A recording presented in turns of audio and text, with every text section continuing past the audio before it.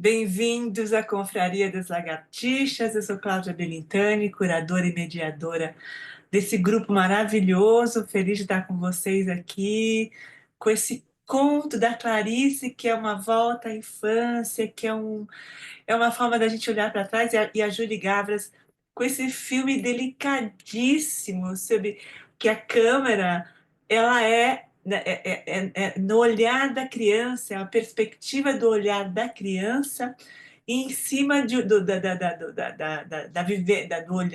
do mundo adulto, né? Que ela sai da transição da menina para se transformar numa mulherzinha, né?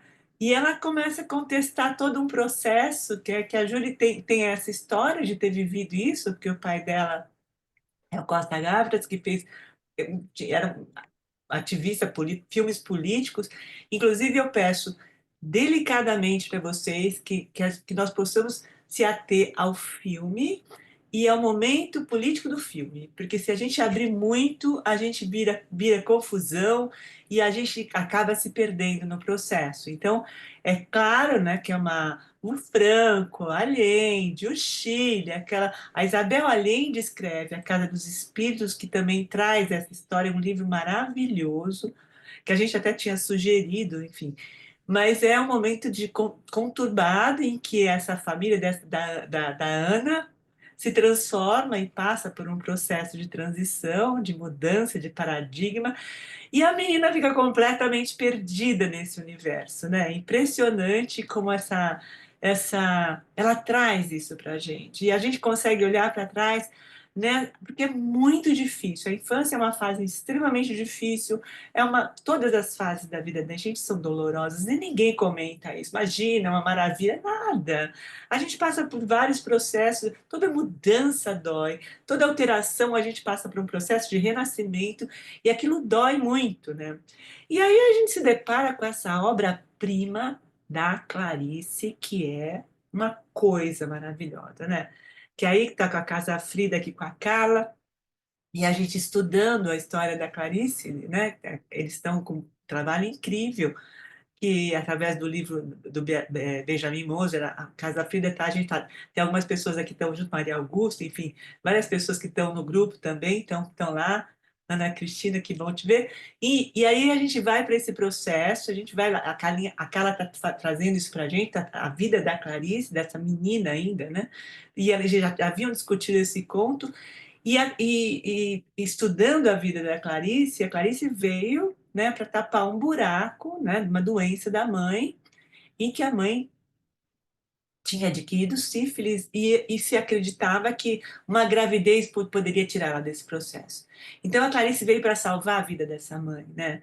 E ela traz a coisa da máscara, né? Dessa coisa do carnaval, de coisas que ela tá, ela adulta voltando para trás, voltando para a infância, tendo um olhar para essa menina lá de trás, e ela fala desses dados do destino, né? Que tem coisas que a gente não consegue entender. Esses acasos que acontecem com a vida da gente, e vai, momento de novo, né? Dessa epifania, de que tudo se transforma, de que tudo se altera. Esse sonho de menina, né? Que ela vai lá, que a vizinha está fazendo uma fantasia e ela acaba ficando com aqueles restos, né? Restos do carnaval que fica para ela, era um momento mágico da vida dela. Denil, bem-vinda. E aí ela se transforma, porque tem que voltar para essa realidade. E a gente tem essa figura maravilhosa que a Judy traz para a gente, que esse desempenho dessa menina é uma coisa fantástica também, contestando a vida dos pais, olhando para a vida dos pais, me entendendo o que está acontecendo. Ela foi criada de uma forma e, de repente, esse mundo dela é virado de cabeça para baixo. E essa perspectiva desse olhar infantil, de a gente enxergar através do olhar da criança, fenomenal que ela traz. Quer dizer, e cada um tem uma personalidade, porque tem o François, que é o irmão, que não está nem aí com a hora, e está lá vivendo, comendo um monte de comida diferente, convivendo com pessoas diferentes, e ele está lá feliz da vida, bem-vindo, e ela não, ela se apega a um outro processo e passa a querer entender esse mundo diferente que os pais apresentam para ela, mas é sobre a perspectiva dela, a gente não impõe uma coisa. né? A gente, não é porque a gente se transforma, os pais, ou o ambiente se transforma, é que a gente vai transformar a vida do outro, ou muito menos de uma criança. Ela precisa entender o que está acontecendo, né? E ela vai filtrar dentro da perspectiva daquilo que ela viveu. Então é muito bacana, bem-vindos, e estou muito feliz de estar com vocês. Terezinha também, querida, a Lúcia, Heloísa, bom estar com vocês. O Chico está aqui com a gente. Muito bacana estar com vocês. E vamos entrar nessa história maravilhosa. Quer dizer, cada um tem uma história para contar. Eu também vivi de alguma forma isso, né? Que a gente está aí com o filme Ainda Estou Aqui, que volta para essa história também, né? Que está aí com a Fernandinha concorrendo. E eu também vivi um pouco isso também tinha um pouco dessa história na minha vida. Meu pai também foi preso numa época, enfim. E aí a menina também, que estava lá atrás, também não entendia aquele mundo maluco, que era uma confusão. Minha avó era exatamente aquela que ela fazia, esses barbudos aqui em casa, tem que acabar com isso. E era exatamente esse confronto, né, da história, numa outra situação. Entendam, eu não estou discutindo a política atual, eu estou discutindo, me atendo ao filme, à época em que passou o filme, e vamos caminhar nisso, porque está muito bom. E eu fiquei muito feliz de poder casar essas duas meninas que se encontram, né, em algum momento da vida delas e que encontram com as nossas crianças lá de trás. É isso, bem-vindo. E essa ciranda que o filme acaba, lembrei tanto da gente, a gente se dando as mãos, essa Clarice trazendo essa história de a gente pegar uma na mão, todo mundo das mãos e estar junto. E que é isso, né? Que é isso que vai movimentar o mundo, é isso que vai movimentar as pessoas, a literatura, essa liberdade de poder entrar num processo de se enriquecer através da literatura e da arte, né? Vou passar agora a palavra para Carla. Carla, boa tarde, bem-vinda. Aninha, obrigada pelo carinho, um beijo para você. Você, Carla, bem-vinda. Boa tarde, um prazer estar Tá sem aqui. som, Carla. Não estão me ouvindo?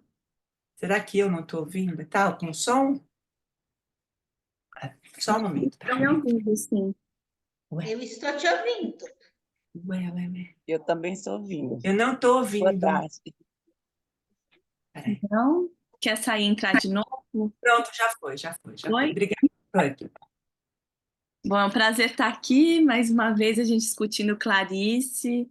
É uma honra estar aqui também junto com a confraria, representando a Casa Frida, trazendo um pouco algo da psicanálise para a gente pensar. E eu queria começar dizendo, né, isso um pouco que a Cláudia já trouxe.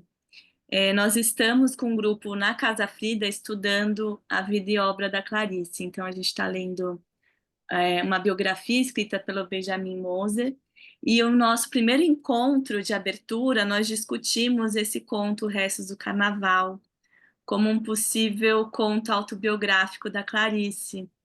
E é muito interessante voltar para esse conto, né? Como ele também tem tantas camadas e como dá para se pensar é, é, é, tantas histórias que estão nessas entrelinhas do conto. E algo que me chama muito a atenção, eu não conhecia essa diretora do filme, a Julie, né? Se não me engano, é o nome dela. Parece que também é uma história autobiográfica, né? Porque o pai dela era cineasta e ela viveu também muitos desses conflitos quando ela era criança. Então, acho que tem também esse ponto em comum, né? Obras, é isso, Julie Gravas. Obrigada, Maria Eunice.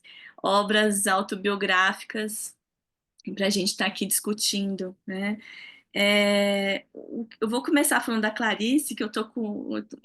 Clarice está me habitando literalmente nesses últimos meses, e é tão bom ter a companhia dela, né? A gente poder estar revendo e relendo, né, os contos, as crônicas. E algo que eu fui pensando é um pouco essa questão da Rosa, né? Dela se transformar em Rosa. E aí me lembrei de uma passagem que ela conta que ela ia roubar rosas com uma amiga, porque eu acho que esse conto, assim como o filme, tem um ponto social muito visível, né, dessas diferenças de classes, diferenças sociais. E aqui no conto da Clarice, ela vai ficar com esses restos, né, da fantasia da amiga, numa situação em que ela estava ali lidando com um tema muito difícil e delicado, que era essa doença da mãe. E aí eu fiquei pensando um pouco nisso, né? Como a Clarice tinha uma conexão com as rosas. E aqui ela se transforma numa rosa durante o carnaval. E o quanto o carnaval ele traz esse lado mais lúdico, né? Que é até o momento que os adultos podem voltar a ser criança, né? Daqui a pouco a gente está aqui também vivendo o carnaval, né? Que é tão forte aqui no Brasil. E essa possibilidade de sermos outro, que não nós mesmos, como a Clarice escreve, que é muito forte, né? E bonita, né? Essa passagem, que eu acho que ela vai trazer muito essa questão da fantasia e realidade, e essa menina, né, de 8 anos, que está ali se havendo com essa grande brincadeira do carnaval, e de repente ela é tirada completamente dessa fantasia para um choque de realidade, em que ela tem que sair correndo para ir comprar o remédio para a mãe que piorou, né, que a mãe está muito doente.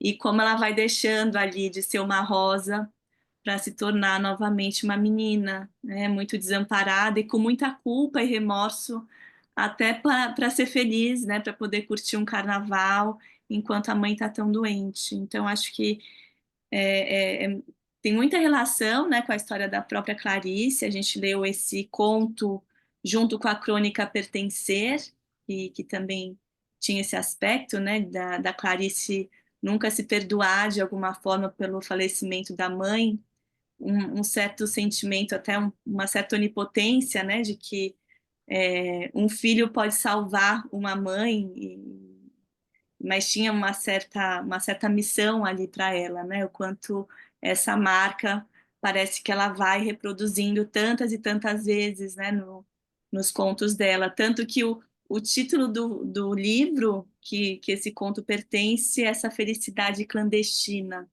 é isso que fica sempre alheio, sempre, né, de alguma forma não a pertence, que é clandestino, né? Ser feliz é algo clandestino.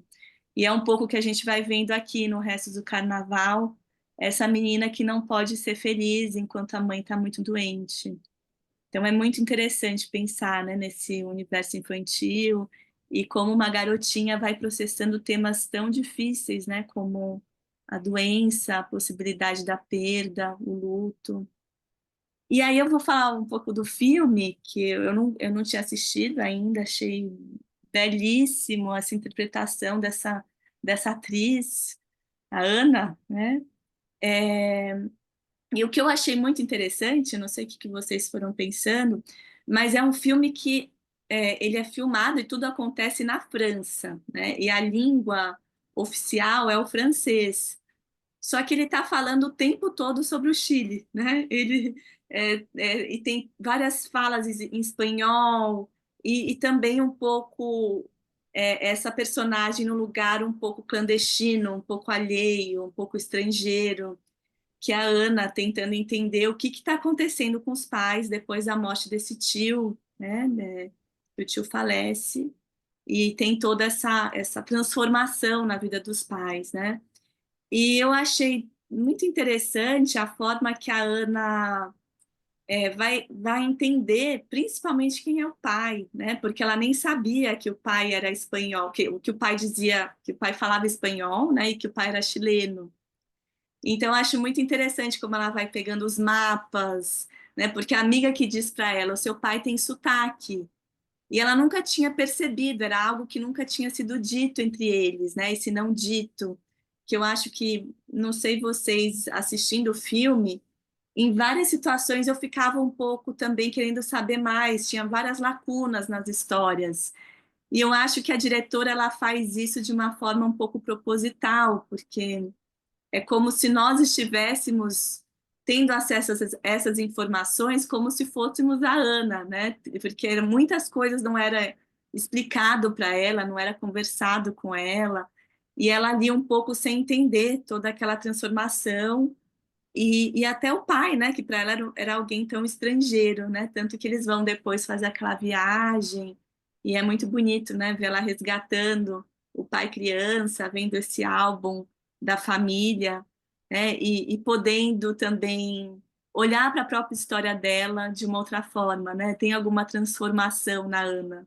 ela não se transforma numa rosa, mas ela consegue entrar mais nesse olhar do outro, né? Que eu acho que tem muito isso do desenvolvimento infantil, em que a criança está muito autocentrada, e como é algo gradativo, né? E se ingressar no coletivo, né? Dessa roda do final do filme. E tem uma cena que me chama muita atenção, que ela está sempre na piscina, né? E competindo, e ela está sempre sendo desclassificada nas aulas porque ela é muito individualista. Até que tem, depois de tudo que ela vai vivendo com a história dos pais e podendo também se aproximar mais da origem dos pais, ela consegue fazer aquela prova em que ela é uma prova coletiva, né? E aí ela consegue ganhar finalmente, né? Uma competição, se ganha estando junto, né? Eu acho que é muito que a Ana vai aprendendo. É muito bonito, né? Essa possibilidade de se transformar um mesmo olhar, né? De poder se inserir num grupo de uma outra maneira e criar também a própria teoria dela, né? Porque parece, quando ela confronta aquela professora no final do filme, não lembro exatamente, mas que ela confronta várias coisas ali, né? Por que que, acho que era a cabra, uma ovelha que foge, né? Não me lembro exatamente qual que era a história, mas é uma cabra que desobedece, né? E tem algo de uma busca de uma liberdade. Parece que é isso que vai acontecendo um pouco com a Ana, tanto que ela consegue suportar essa mudança de escola já com mais resiliência, com mais força. Assim como as babás vão mudando, ela também consegue internalizar melhor as perdas, né? Muito delicado e bonito como a diretora retrata isso. Mas, enfim, era um pouco o que eu queria dizer. Agora quero escutar vocês também. E obrigada, é muito bom estar aqui. Obrigada, Carla. Obrigada pela presença. Obrigada pela trazer esse outro lado também da psicanálise de uma forma tão lúdica, tão inteligível, né? Porque é muito bom te ouvir, porque a gente vai associando, né? É uma forma de ouvir a psicanálise que é uma coisa que tem gente que traz a coisa de uma forma tão complexa e você traz a coisa de uma forma tão gostosa, tão fácil de ser entendida. Então é bacana isso. E acho muito mesmo que essa história de que ainda somos os mesmos e vivemos como os nossos pais, vou nesse chavão que a Julie Gavras traz para a gente, que é mesmo autobiográfico, que ela viveu tudo o que aconteceu ali e que, de alguma forma, eu acho que essa geração meio que viveu essa história também, né? Dessa mudança, dessa união, dessa do lance essa vontade de mudar, de brigar pelo mundo de forma diferente, né? E ela traz isso. E a Clarice traz e essas duas meninas me comoveram de uma forma tão grande, porque a Clarice com aquela coisa de querer ser outra coisa que não seja aquilo que foi imputado para ela, né? De salvar uma história, de ser. E ela era meio que esquecida também. Ela fala isso. Ah, eu tinha uma irmã que me pintava, que frisava meu cabelo, mas eu tinha e ganhava aquela solidão da infância. E que a Ana também traz esse lance da solidão, quando ela vai buscar um canto dela, quando ela não aceita o outro, quando ela não entende o que está acontecendo, quando o mundo dela vira de cabeça para baixo. E a falibilidade do adulto, dos pais, né? Também. E quando os pais se desmontam, quando a gente percebe que eles são falíveis, ou a gente cresce ou a gente enlouquece, né? E aí ela cresce, ela vai por esse caminho. Eu acho bonito isso, acho essa forma dessa resiliência que ela adota. E mesmo com o irmão, ela toma uma postura com o irmão, e esse irmão vai seguindo ela nos processos, e ela tem um olhar para ela mesma, mas enfim, mas ela acaba a coisa do Gênesis também, de como o mundo foi, várias histórias diferentes de como o mundo surgiu. Então, ela vai abrindo um leque de perspectivas na vida dela e ela faz depois as próprias escolhas, seja lá o que for, né? Mas ela tem a possibilidade de ter várias interpretações e ela vai se inserindo naquilo, ela vai tirando aquilo, né? Daquilo que ela acredita. E a Clarice, nessa coisa dessa menininha que estava transformada numa mulher, na princesa. As duas trazem o lance das princesas, né? Que o François fala para Ana, você só pensa em princesa. Enfim, e a Clarice também fala essa coisa da princesa, daquela coisa do batom, enfim, né? Dessa transformação, que quebra esse lance e a gente acaba amadurecendo. Achei tão delicado, tão bonito. E só completando, né? Ela diz aqui, a Clarice, né, que o mundo interior dela não era feito só de duendes e príncipes encantados, Isso. mas de pessoas com o seu mistério. E é isso que a Ana também vai atrás, o mistério do pai. Ela enxerga o pai, ela vai atrás da história do Chile, ela começa a ouvir outras histórias sobre a Gênesis, enfim. E é muito bacana essa transição. E não é uma transição fácil, né? Todas essas passagens, a gente passa por um túnel todo apertadinho e renasce novamente, depois volta, é sempre um mergulho. Essas mudanças de fase na vida da gente. Então é isso. Maria Eunice, bem-vinda. Agora a palavra é sua. Pode falar. Oi, boa tarde. Boa tarde, Maria Eunice. Então, a Carlinha falou que é em se tratando do filme, que era uma autobiográfico. Mas eu pesquisei e eu vi que esse filme é a adaptação de um romance de Domitila Calamai, ou Calamari, que é uma italiana. Então, assim, o que eu entendi é que, talvez diante da obra, a autora se identificou com a história e adaptou isso para o cinema. Então, não que seja uma autobiografia, mas é alguma coisa de identificação com a obra, pelo que eu entendi. Não sei se alguém viu mais alguma coisa. E eu também fiquei absolutamente hipnotizada pela Ana, pelo como essa menina trabalhou. E não só pela Ana, mas pela personagem em si, e me dei conta de como, às vezes, em determinadas situações, uma criança é obrigada a amadurecer muito mais do que deveria, né? Nesse aspecto eu me identifiquei bastante, porque eu também fui obrigada a amadurecer sem ter a idade necessária, digamos assim. Então, nesse aspecto aqui, eu me identifiquei muito com a Ana. E já a criança da Clarice, que esse sim é autobiográfico, eu também já conhecia o conto, reli, e é muito interessante, fiquei muito... que também mostra uma criança que amadurece fora do seu tempo, né? Que essa história de sair correndo, você está numa fantasia, esperando ansiosamente para participar do carnaval e é obrigada a sair correndo para ir numa farmácia comprar remédio para a mãe. Entendeu? Então, é uma forma de amadurecimento fora de um contexto infantil, eu diria.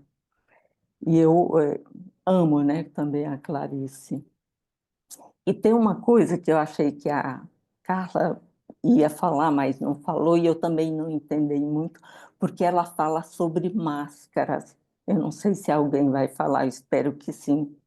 Falar dessa coisa da máscara, que no fundo todos nós temos uma máscara, né? Em que em algum momento isso vai ou cair, vai desaparecer. Então, assim, são esses aspectos que eu percebi e que me identifiquei com essas crianças que tiveram que amadurecer um pouco além da idade. É isso, tá?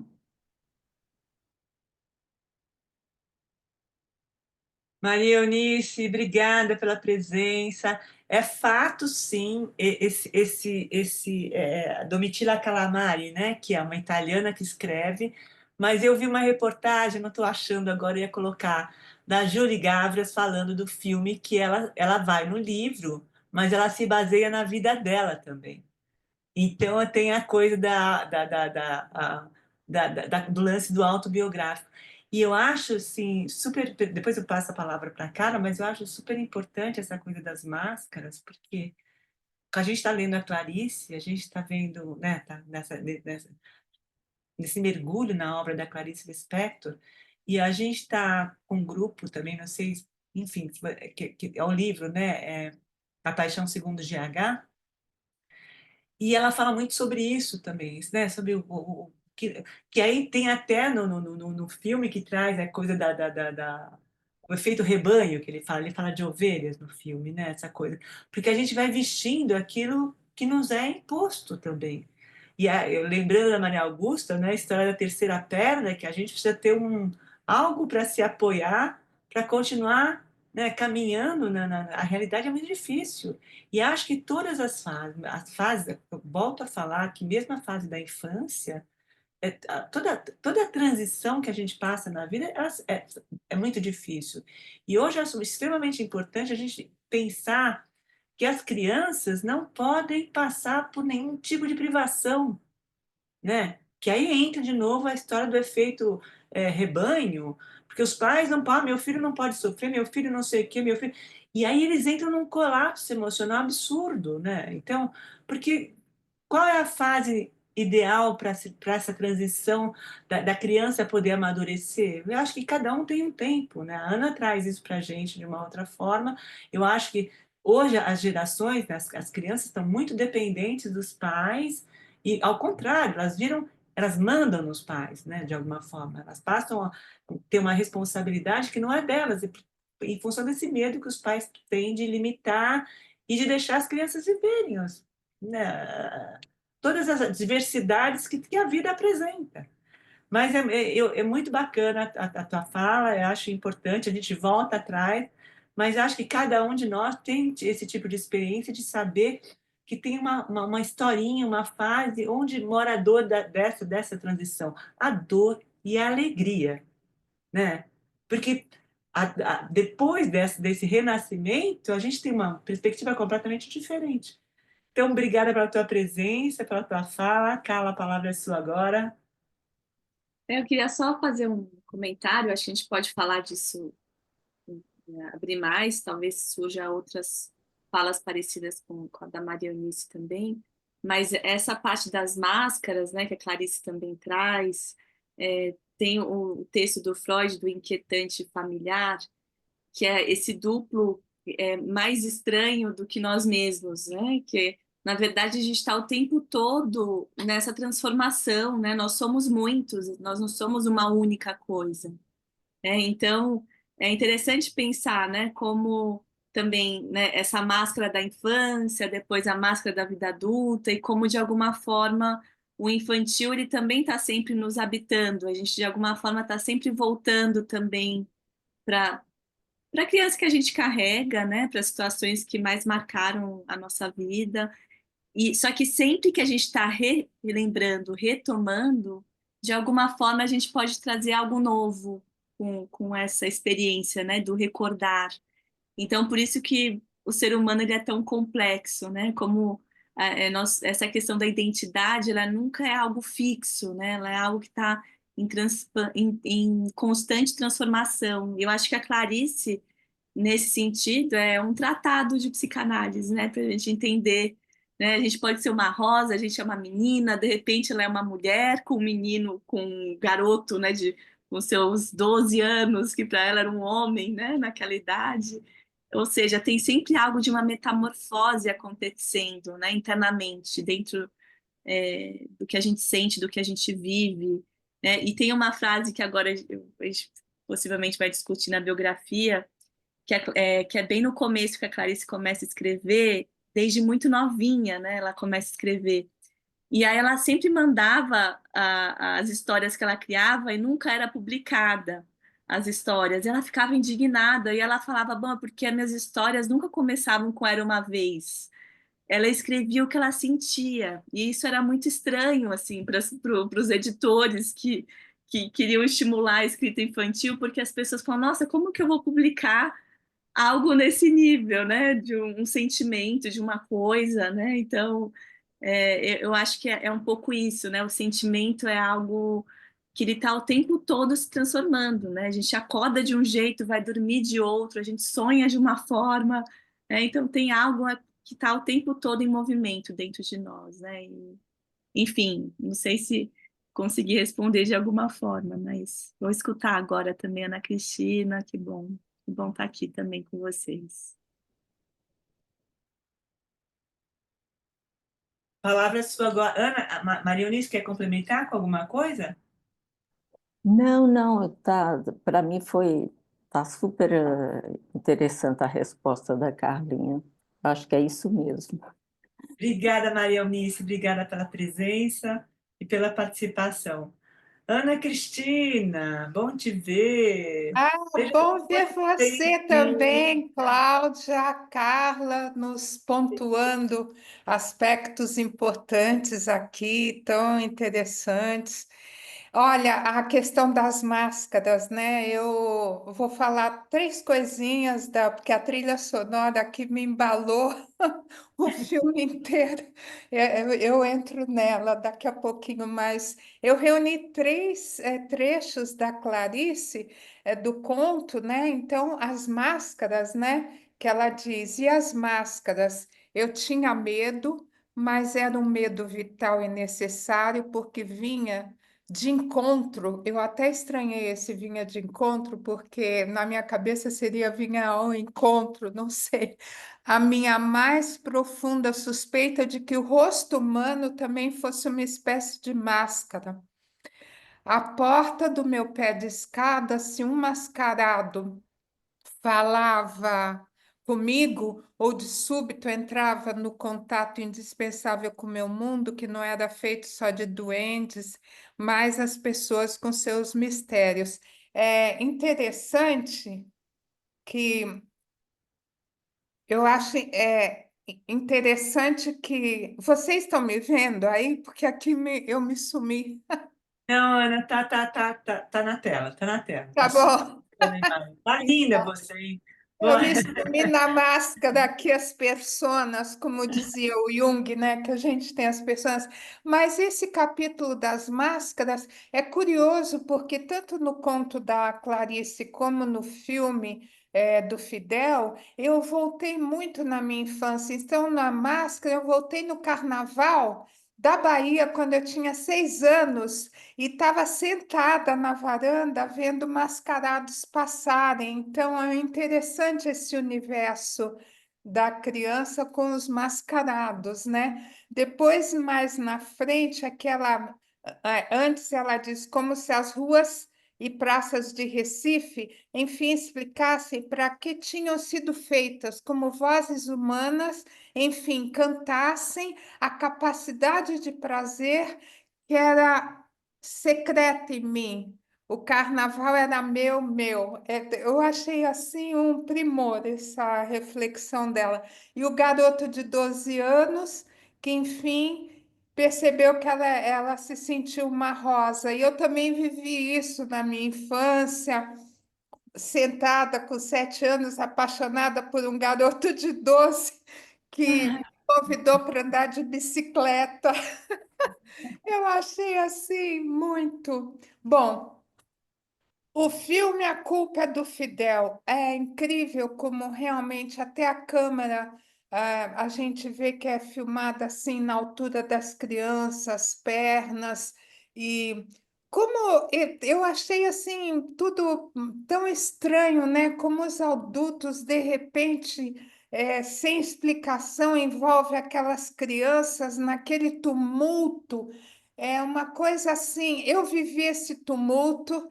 Meu pai era um militar que deixou de ser militar no AI-5, embrulhou a farda num pedaço de jornal e pediu a reserva porque não queria compactuar com aquilo.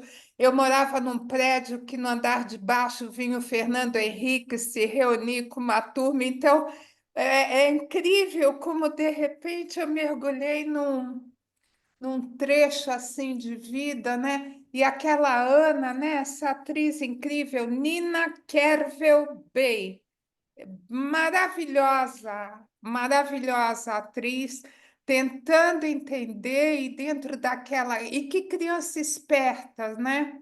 aquele colégio de freiras com catecismo, depois a liberdade no final, as crianças em roda, né?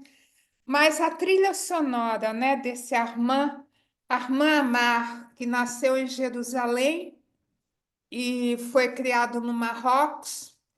E que coisa incrível essas músicas dele, a que mais se percebe a fuga, né? Quando ela, tão tumultuada com aqueles pais naquela discussão, pega o irmão e sai correndo naquela fuga, que no primeiro momento aquela música, nossa, me lembrou demais o Madre Deus.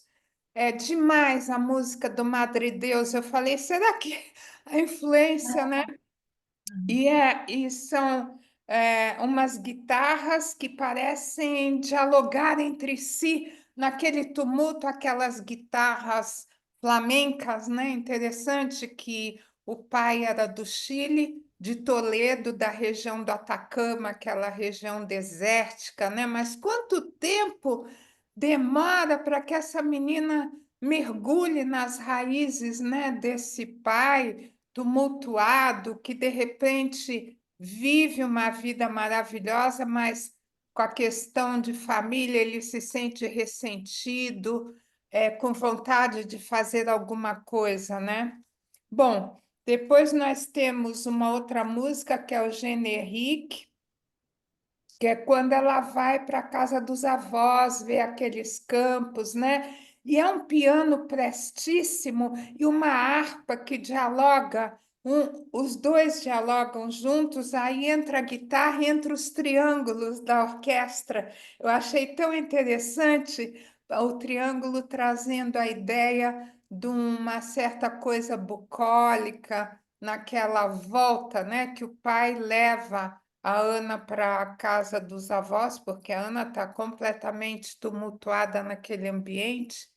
Incrível como eles não se tocam, né? Que tem que parar, explicar. A mãe leva na reunião de luta pelo aborto, ela não sabe o que aconteceu com a Isabelle direito, é tudo muito incrível como a gente volta à infância e vê aqueles diálogos antigos dos pais que, como criança, a gente quer entender, mas manda calar ou manda sair da sala, ou puxa. É muito interessante isso. Depois tem a música do Retour, né? São três músicas, são muitas músicas que tocam, mas três são muito marcantes com os temas que voltam. A fuga, o Generique, quando vai ao campo, e o Retour, que é a viagem a Toledo. E essa viagem a Toledo começa um piano, depois um pizzicato dialogando com o piano, um cello nostálgico que dá aquele tom do retorno ao Chile, e tem o tutti da orquestra que vai entrando. Agora, pasmem vocês, eu aconselho vocês verem esse final do filme, porque lembra demais o tema de Central do Brasil.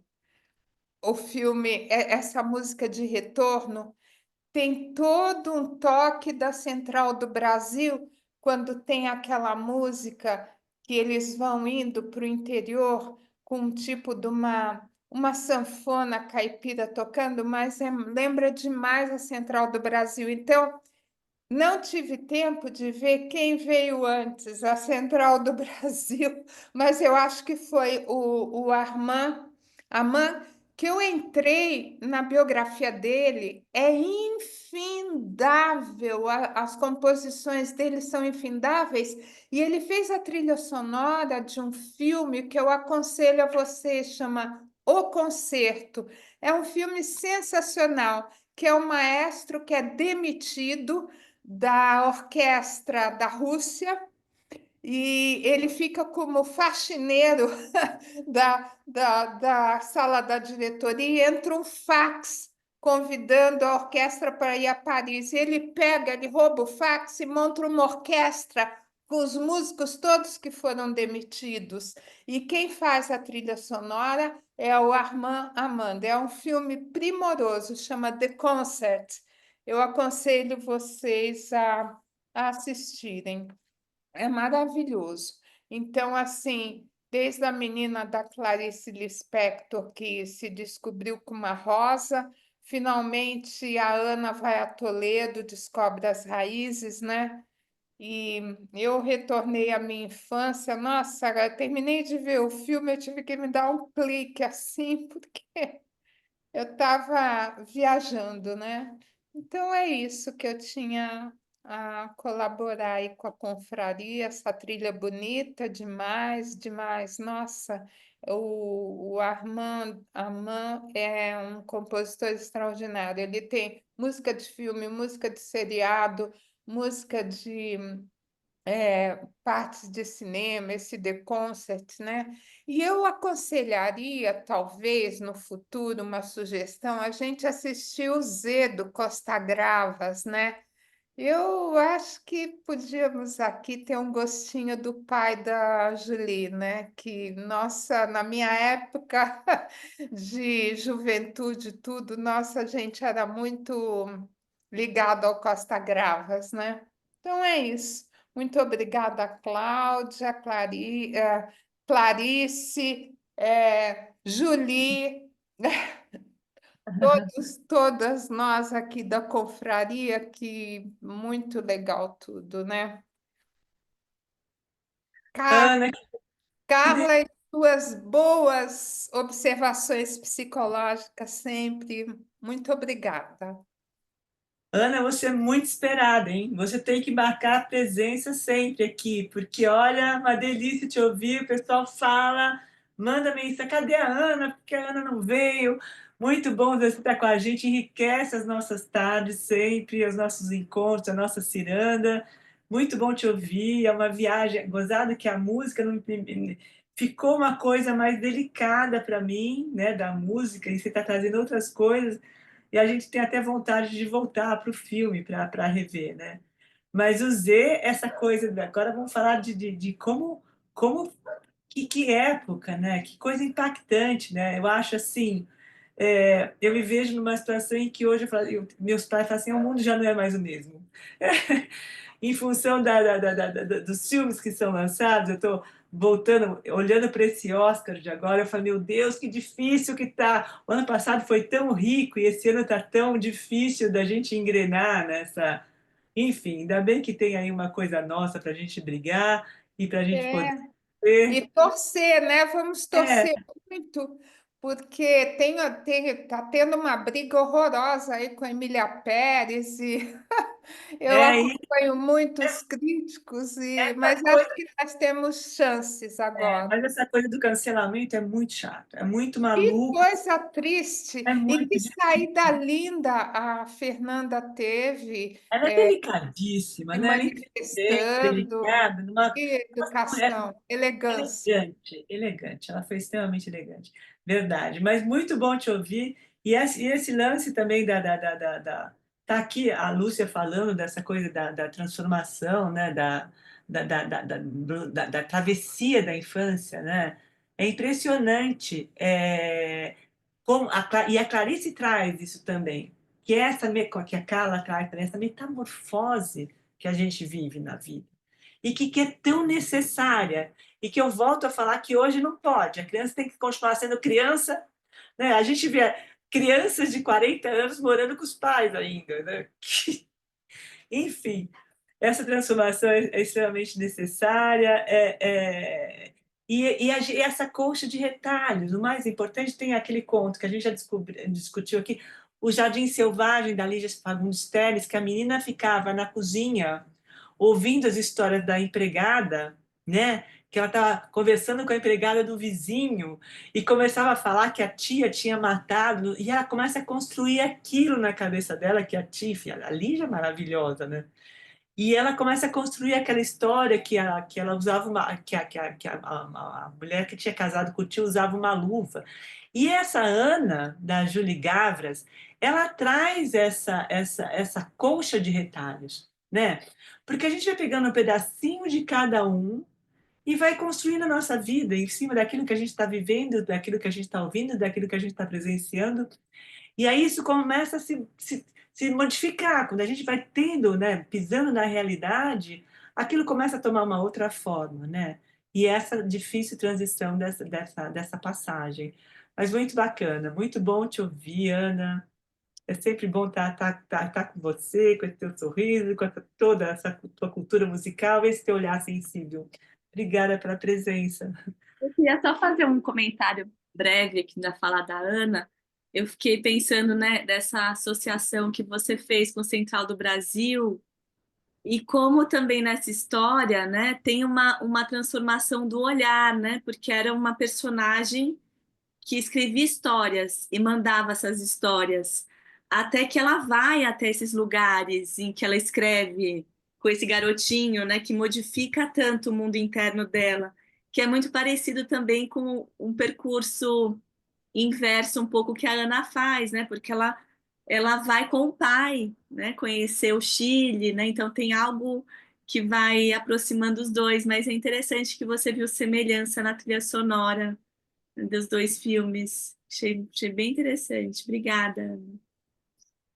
Muito bacana. Também é importante a história do pai, porque quando a mãe começa a falar sobre o aborto, do livro, das histórias das mulheres que ela assina, que ela se coloca nessa situação, como se estivesse participando junto com as mulheres, né? Porque e ele vira o disco, ele se inverte num processo, essa dualidade do mundo adulto e que a Ana ficou olhando, como assim?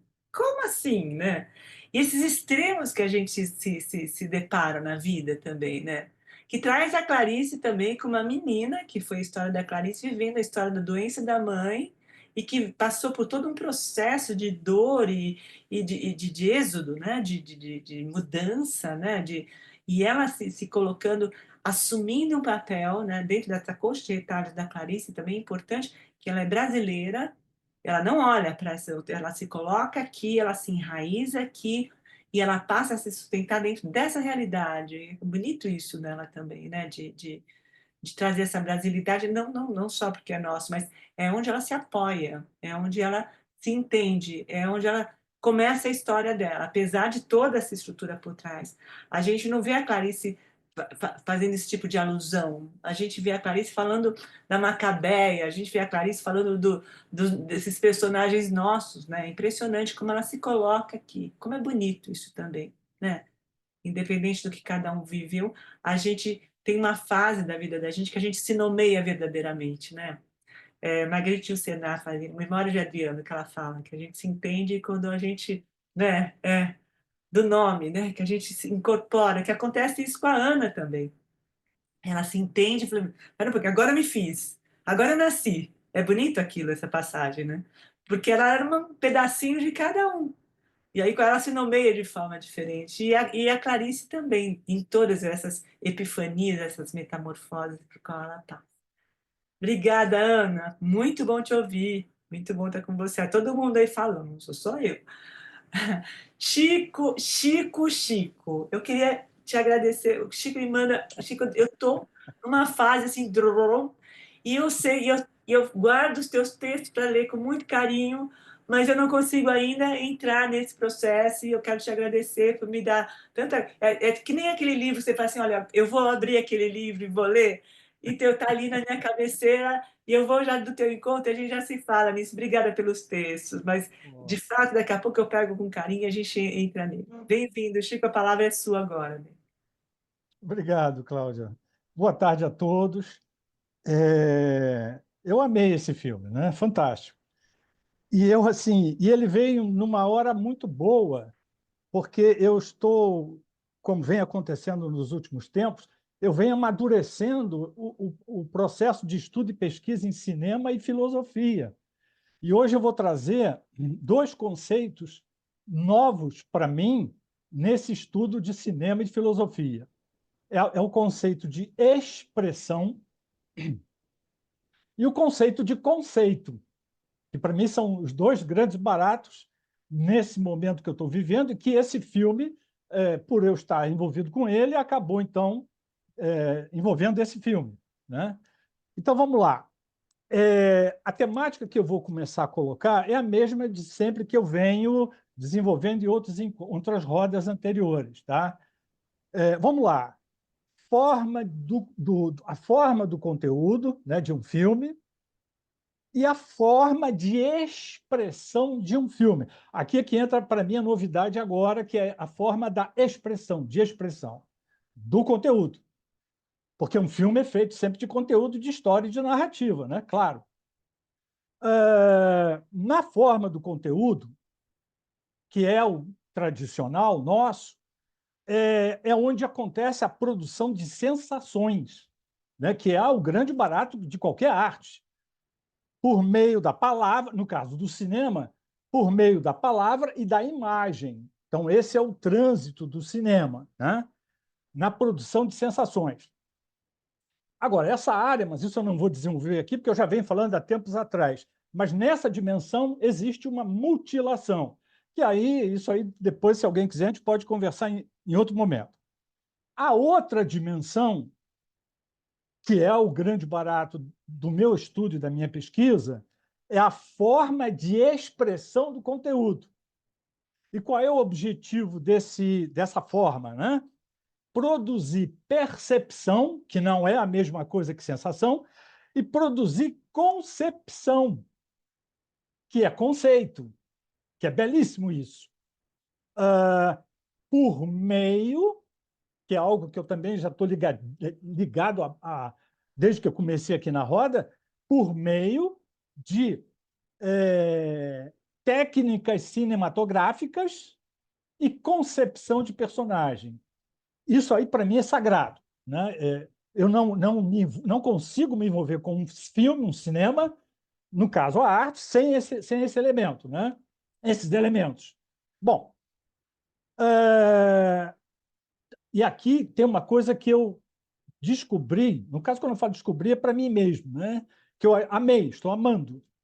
As técnicas cinematográficas e a concepção de personagem, elas são constituídas de conceitos. Eles estão aí.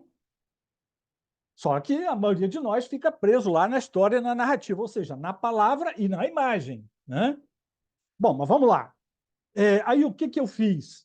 Eu separei aqui sete técnicas e algumas concepções de personagens. Só vou ler e vou falar só de duas por causa também do nosso tempo, e nem é motivo aqui também para destrinchar isso aqui, né? Não é nem esse o espaço. Vamos lá. Câmera conduzida pela personagem. Isso é uma técnica. Personagem inacabado. Isso é concepção de personagem. Personagem contemplativo, que é o que eu vou falar, e que eu amei. Rostidade como espaço comunicante e expressivo do rosto humano. Aqui, por exemplo, quem quiser, foi lançada a ideia de máscara, tem tudo a ver com esse item. Isso está no meu trabalho, que está no Telegram, né? E quem quiser debater, conversar comigo, eu estou totalmente disponível, tá? Rostidade, outra vez, que esse é um tema fortíssimo na filosofia. Rostidade como espaço qualquer. Belíssimo isso. Cena filmada em profundidade de plano. E a última, plano geral aéreo, que é o final do filme. Tá? Eu vou falar, então, sobre dois e encerro. Personagem contemplativo. Ah, tá. Agora, daqui para frente, Cláudia e colegas, eu vou sempre apontar, coisa que eu não fazia, porque eu não tinha aprendido isso ainda. Sempre que eu falar de uma técnica cinematográfica, sempre que eu falar de uma concepção de personagem, eu vou apontar os conceitos que estão ali. Isso é proposital, tá? Daqui para frente eu vou agir assim. Então vamos lá. Coisa que eu não fazia antes, que eu não tinha aprendido ainda. Personagem contemplativo. Quais são os conceitos dessa abordagem? Distanciamento, ver e ouvir, ótico sonoro, não agir e gesto. Isso aí fica agora por conta de cada um, quem quiser, de relacionar isso com o filme, porque é do filme que veio isso. Isso não é da minha cabeça, não. É do filme. Vamos lá. Os conceitos funcionam como fluxo. como causa e efeito simultâneos, acontecimentos. Tá? Então, o conceito ele jamais separa, como a palavra faz. O conceito jamais separa a causa do efeito e o efeito da causa. Mas isso também aqui não dá para a gente conversar sobre isso, nem eu posso dar andamento. Mas é isso aí, o conceito é isso. Agora, a questão da Ana.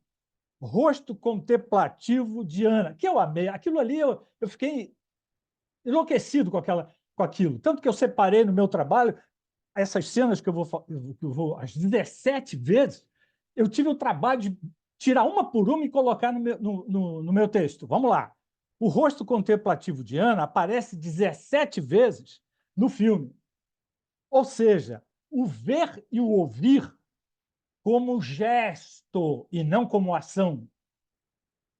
Como algo que parte dela mesma. Eu vou falar um pouquinho disso. E não de uma solicitação externa. Aí eu tive a percepção do seguinte: isso acontece com todos nós, claro. Eu olho para uma pessoa, olho para um lugar em função de algo lá que me atraiu, me chamou, falou comigo, me disse alguma coisa. A contemplação ativa, não.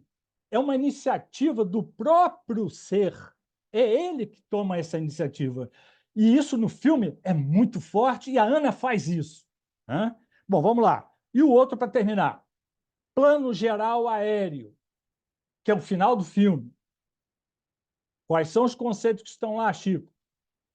Totalidade, aberto, acentrado, que é um conceito que, mesmo na filosofia, muita gente ignora. Acentrado. O que é isso? Sem centro.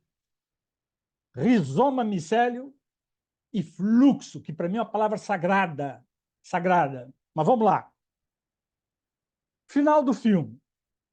Personagem é despersonalizada, pois está envolvida na totalidade aberta e sem centro da cena.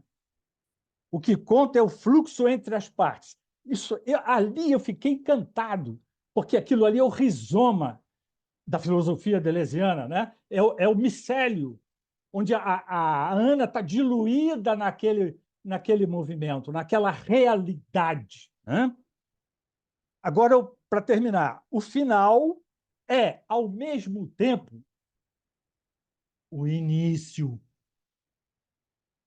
O final é, ao mesmo tempo, o início, que tem muito a ver com o que a Cláudia falou anteriormente. Isto é, o efeito se volta à causa que o gerou. É isso. Muito obrigado, Cláudia, colegas, por me ouvirem, pela paciência de me ouvirem. Maravilha. Chico, que bacana! Obrigada pela participação, muito bacana. Essa coisa do rosto contemplativo da Ana é uma coisa que deixa a gente completamente envolvido, hipnotizado, como ela traz, né? E é total da direção mesmo, porque ela não existem palavras naquele olhar. Né? Você começa a perceber essa mudança do personagem através daquele olhar da menina que vai se transformando e vai crescendo e vai como é que deixando a gente hipnotizada pelo personagem. Você não sai do filme, ela te prende, você fica ali, você não consegue sair. Importante isso, essa coisa desse plano geral aéreo aí, aquela ciranda na escola, aqueles movimentos, aquilo também me encantou completamente, porque ela não era o centro, né? Era uma coisa que se movimentava e as pessoas pareciam, um caía, outro fazia, tinha uma roda que se formava, outra que se desfazia e uma outra que de repente leva ela junto. Aquilo é lindo. E aí você está me trazendo uma coisa que eu assisti, vou falar de novo. Eu assisti 100 Anos de Solidão e voltei no livro novo, enfim, novamente, Gabriel Garcia Marques, que o final é o começo, que ele comeu Melquíades começa com aquela cobra mordendo, né? Que esse ciclo da vida, que coisa aquilo. E eu lembrei disso também, Chico. Também no filme, agora com a história da roda, da ciranda, dela entrar, e é sempre um eterno recomeço, né? Muito bacana, Chico. Obrigada pela participação, obrigada pelo carinho. é, eu entendo você completamente, porque você vai buscar algo nos filmes e que é meio que indizível, e você, através da filosofia, traz isso para a gente. Obrigada, obrigada pela presença, pelo carinho, pela fala. Obrigada. Carla, quer complementar? Carla, acho que não vi. Bom, sai um pouquinho. Maria Augusta, bem-vinda, Maria Augusta. Maria Augusta está aqui acompanhando a gente também na Clarice. Eu quero só abrir um parênteses aqui, agradecendo a Cláudia também, que é a nossa guardiã, que está lá ajudando a gente, ajuda a gente no Instagram, ajuda a gente no Telegram, o Chico também participa bastante. Muito bacana esse trabalho que a gente faz em conjunto, em equipe, de poder um apoiar o outro, dar informação, esclarecimento. Aninha, quero te agradecer sempre com a gente, né? Nesse trabalho incrível teu de estar nos acompanhando há tanto tempo e tá, eu vejo você em todos os lugares também, muito bacana. E a Maria Augusta também, que está aí, que estuda, que também se aprofunda e que é uma delícia te ouvir. A palavra é sua agora. Bem-vinda. Boa tarde a todos. Eu acho que eu vou pela mesma linha do Francisco, só que com relação ao conto. Muito já se falou, muito se tem falado, isso pelos críticos literários e também por muitos participantes da confraria e também da Casa Frida, sobre a excelência do texto da Clarice Lispector. E lendo o conto Restos de Carnaval, eu me prendi muito à semântica que a Clarice usa para poder construir um texto que eu considero belíssimo e também um pouco melancólico. E eu me lembro que o Júlio Cortázar, num ensaio que ele escreveu chamado Alguns Aspectos do Conto, tem uma parte que ele diz o seguinte, que em literatura não há temas bons ou ruins, há somente um tratamento bom ou ruim.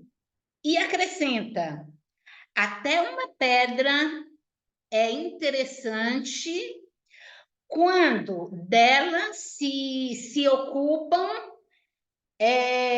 um Henry James ou um Franz Kafka.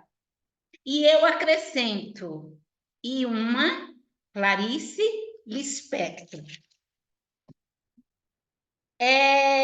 Começando pelo título, Restos de Carnaval, o vocábulo restos, ele pode ter uma conotação de destroços e ruínas. E o foco desse conto, a meu ver, é com o emocional. É com o emocional. E a protagonista, quando adulta, né, que é uma mulher adulta, ela se transporta para um outro carnaval, ou seja, o carnaval de sua infância, e confessa: está se tornando difícil escrever. Relembrando esse carnaval da infância, quando tinha apenas 8 anos, a protagonista diz que era tomada por uma agitação íntima e que ficava olhando ávida os outros se divertirem. Mais adiante, ela diz: eu era de tal modo sedenta que quase nada me tornava uma menina feliz. O uso dos vocábulos, agitação íntima, olhando ávida e sedenta, eu entendo que enfatizam a intensidade como essa protagonista, essa criança, essa menina, ela sentiu o carnaval, ainda que dele pouco participasse. Ao ganhar a fantasia Figurino Rosa, que ela considera tratar-se de um milagre ao seu apelo mudo, ao seu mudo desespero de inveja, e ao se comparar e ao se preparar para a festa de carnaval, ela se diz tonta de felicidade, e também ela fala que os minutos não passavam de tanta ansiedade.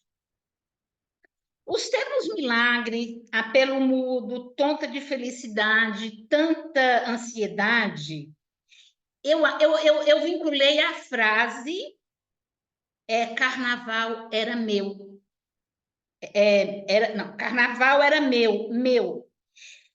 E esse trechinho me fez pensar que Clarice Lispector, ela se sentia pertencente ao carnaval, como ela se sentia pertencente à literatura brasileira.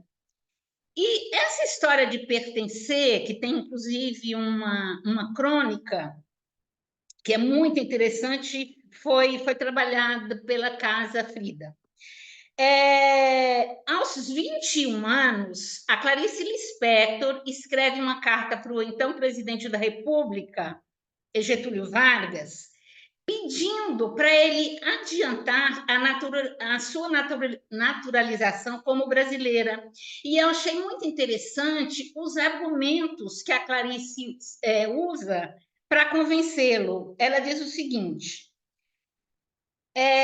que ela não conhece nenhuma palavra em russo, que ela pensa, que ela fala, que ela escreve e ela age em português. E ela diz também que ela não elegeria outra pátria senão o Brasil. Quanto ao filme, ele trata de assuntos sérios, né? Infância, situação política, mas ele trata com muita leveza, com muito bom humor, diferente daquele filme anterior, A Substância, que também trata de um assunto muito atual, muito sério, mas que eu achei bastante pesado. Eu tentei apontar pontos convergentes entre o conto e o filme.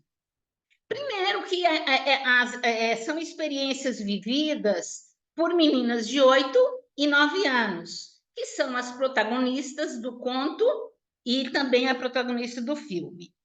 No conto, a protagonista fica ressentida com a doença da mãe e as dificuldades financeiras. E no filme, Ana se rebela com a perda de alguns privilégios, como uma casa com jardim, uma boa comida, não participar das aulas de religião, da ausência dos pais, e as dificuldades com as empregadas, que na realidade elas não eram bem empregadas, elas eram exiladas políticas, né? Então, é uma tratativa diferente.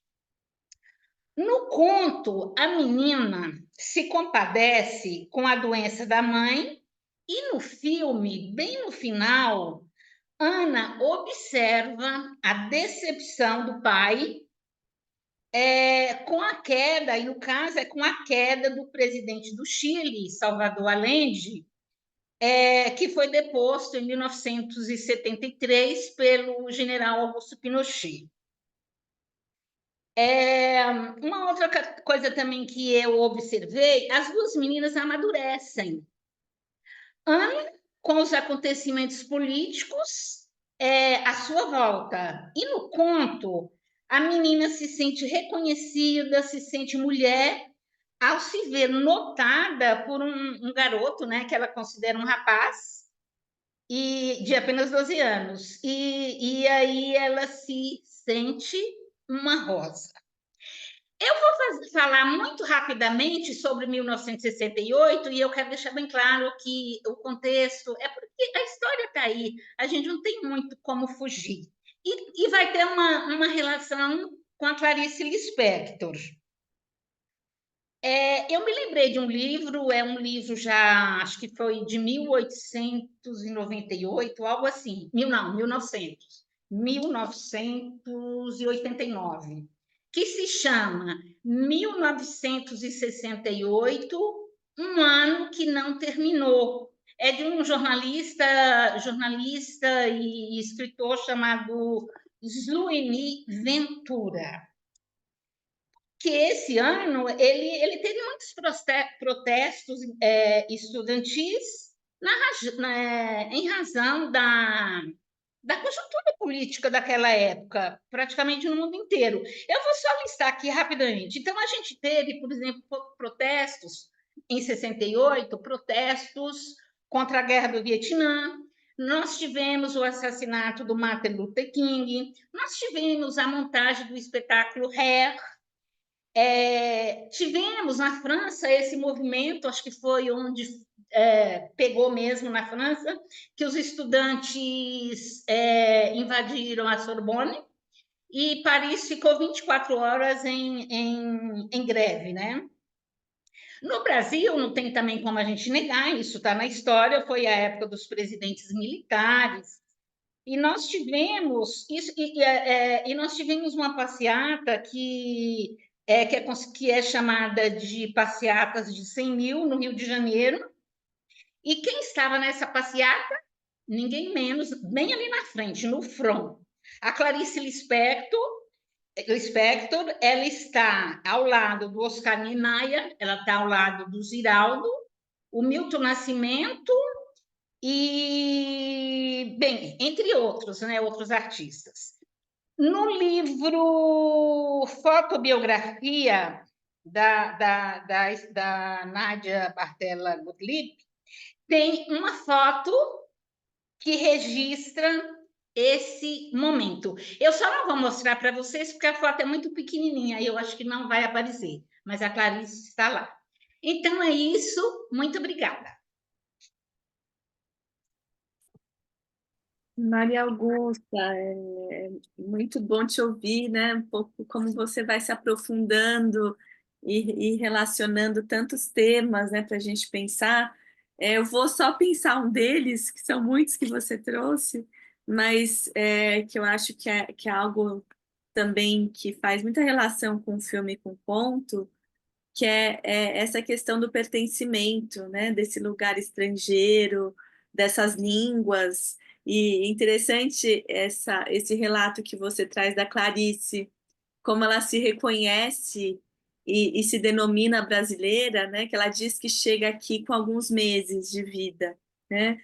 É, na prática, ela chega com 1 ano e meio, mas que memórias que nós temos, né? Quando nós tínhamos 1 ano e meio. Então, ela praticamente se desenvolveu aqui. E principalmente sobre essa história em Recife, né? Ela fala muito essa infância em Recife, sempre habita muito esse imaginário dela da infância, dessa praça, e que ela morava, né? Que tinha perto uma praça. E o quanto ela talvez seja importante para ela pedir essa nomeação, né? Porque não é só ela se nomeando, mas ela também receber esse título, né, de ser uma brasileira, né? Como isso também dentro de um significado te dá um lugar, né? É a mesma coisa como é algo que tem relação com a sua identidade, né? Que você consegue, né, dizer quem é você, né? De alguma forma vem do outro, né? Ela manda essa carta que você trouxe, né? Que você leu aqui para gente, pedindo, né? Solicitando e justificando por que ela merece ganhar essa nomeação, né? Então é algo que de fato ela vai atrás, ela batalha para acontecer, né? Então achei muito pertinente assim você ter trazido isso também de tantas outras contribuições, né, que você está trazendo. Obrigada.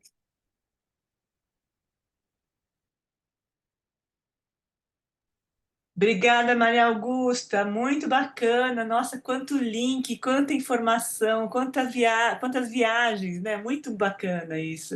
Todos esses links que você tem. E todos né, completamente inseridos no processo. Esse é o grande da literatura, esse é o grande da arte, do cinema, né, quando ela sensibiliza e faz com que a gente mergulhe nos processos, que a gente vá buscar outras informações. Tem a Ana trazendo todas essas histórias, esse bate-papo aqui, a gente falando com um monte de referência, e a gente vai, é um caleidoscópio, né, que a gente vai transformando, que a gente vai visualizando, ele vai se transformando e vai crescendo e cada hora tem uma forma diferente. E lindo. Isso é muito bacana da como. Obrigada, Maria Augusta. Muito bom te ouvir. Muito gostoso poder estar com você. E obrigada pelo carinho. Pelo estudo também, muito bacana. Heloísa, boa tarde, bem-vinda. Heloísa, a palavra é sua agora.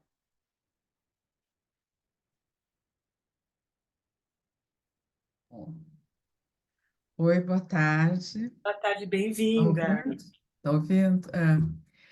Então, eu tenho ouvido vocês já há umas 2 reuniões, eu acho, acho que foi dezembro do ano passado que eu descobri vocês por uma amiga minha que mencionou o grupo da leitura da biografia de Clarice, e aí tem essa dos contos.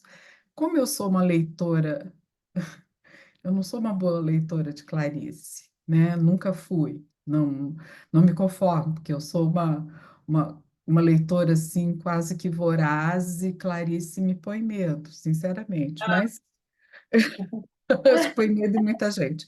Mas Muita gente.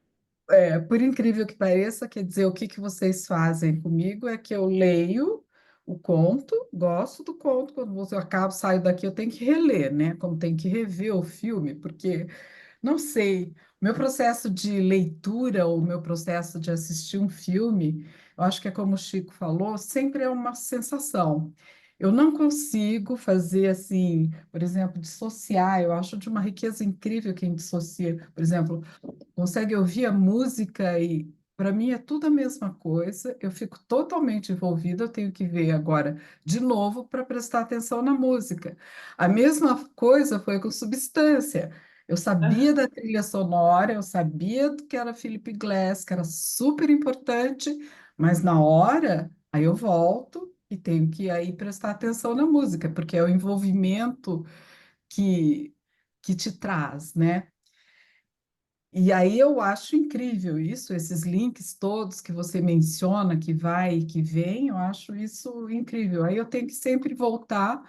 Bom, o bom disso é que eu estou começando, eu sempre li os contos mais do que eu leio os livros da Clarice, por isso que eu fiquei com um pouco de medo do outro de ler a biografia. Eu falei, não, vou de mais devagar, vamos de contos, que é, que é uma coisa que a gente consegue ler, mas vocês escolhem com muita precisão, eu acho que estão indo por um percurso muito interessante dos contos se relacionando com filmes, né? Quando eu vi esse filme, bom, lendo contos, eu acho que eu vivi uma época, tive a sorte de viver muitos anos já, né? Então, vivi épocas muito interessantes, né? Então, vivi a época desse carnaval, onde meu pai, o que eu me lembro do carnaval é o que ela menciona, de ir para a varanda ou para a beira da rua, ver as coisas passando, e o que chegava em casa sempre religiosamente era um grande pacote de lança-perfume, serpentinas e que meu pai comprava, confete, serpentina, e aí a gente fazia folia com lança-perfume. E o lança-perfume era mágica, aquilo que congelava um pouquinho a mão. Nunca ninguém cheirou, né? Mas depois da minha juventude, eu já passei por carnavais onde o lança-perfume era proibido. E a gente quase que, de vez em quando, transgredia essas coisas, né, na juventude. Então, os carnavais já. Falei, nossa, como eu me lembro que tinha caixas de lança-perfume em casa, ninguém nunca cheirou, só brincou com lança-perfume, né? Então, a gente revê, a gente volta para trás.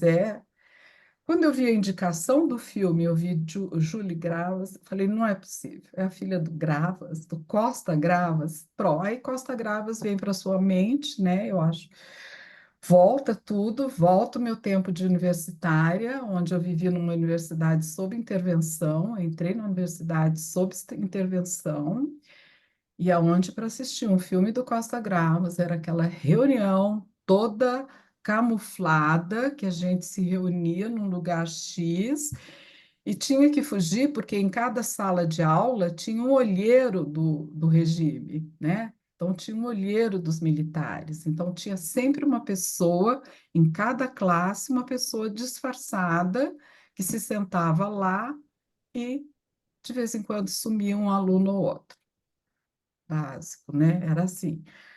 No colegial, eu passei por outra situação que é bem interessante. A minha família é toda uma família gaúcha de militares, né? Tanto que quando eu comecei a ler os livros lá da ditadura daquele jornalista, ditadura um, 2, 3, me falha o nome agora. Só sei que ele faz os 3 volumes, eu ia lendo e ia vendo um monte de nomes familiares lá, chegava para minha mãe e falava, quem é esse? Ah, esse é o tio fulano de tal.